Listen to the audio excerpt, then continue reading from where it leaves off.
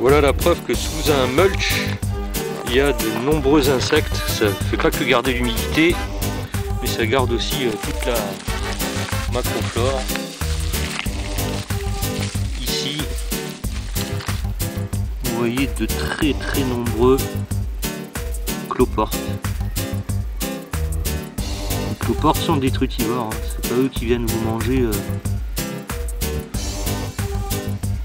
vos plantations. Par contre, si on enlève tout le mulch pour faire un semis en ligne, ben forcément ils vont se rabattre, ceux qui restent sur la parcelle, peut-être sur ce qui va sortir de terre, affamés, ils vont dévorer la plante normalement, comme les escargots et les limaces finalement aussi, qui normalement s'attaquent qu'aux feuilles qui se fanent.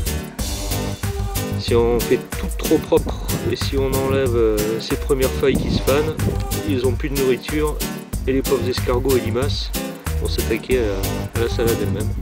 Voilà, donc il faut en fait finalement garder son mulch, et dans l'avenir, plutôt que d'enlever tout le mulch pour faire un semis en ligne, on va faire aérer le mulch comme ça, on va faire des semis en poké, 7-8 graines, et ça suffira. Et espacer les pokés de 50 cm plutôt que tout enlever, faire une ligne et s'apercevoir un peu comme ici. Ça c'était bien paillé, j'avais même 15 cm ici de paillage. Là vous voyez, entre deux plants, normalement, là ils ont été complètement...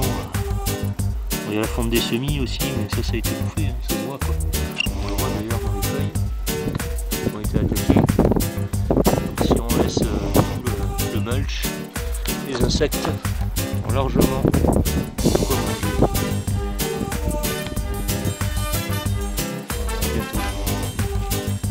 Pour le constat fait après une semaine de la sortie de terre de quelques haricots, c'est qu'il y en a trop peu. Entre le rang de patates, les 2 rangs de haricots qui sont là et 2 rangs de haricots qui sont là, ben ici j'ai 2 haricots et ici il y en a 4. Sur la longueur de 2 mètres, c'est quand même pas BZF quand on en a mis une centaine dans la longueur. Alors ce qu'on suppute, c'est que d'avoir enlevé les 10 cm de mulch qui avait libéré tellement d'insectes, tellement de détritivores, il y en a plein qui ont fui des détritivores, et ceux restés sur cette petite parcelle de culture ben, se sont jetés sur ce qui restait à manger, les jeunes pousses de haricots. Bon, j'ai ma chatte aussi qui a fait des siennes, on va le montrer en vidéo, il y a peut-être aussi de ça, mais enfin moi je pense que ce sont les insectes qui ont carrément, littéralement bouffé les choses, quoi. Les patates sont sorties de terre, on reconstitue la butte, et ici il y a un rang de haricots, et on dénombre 1, 2 haricots juste sur la longueur, ça fait pitcher, quoi.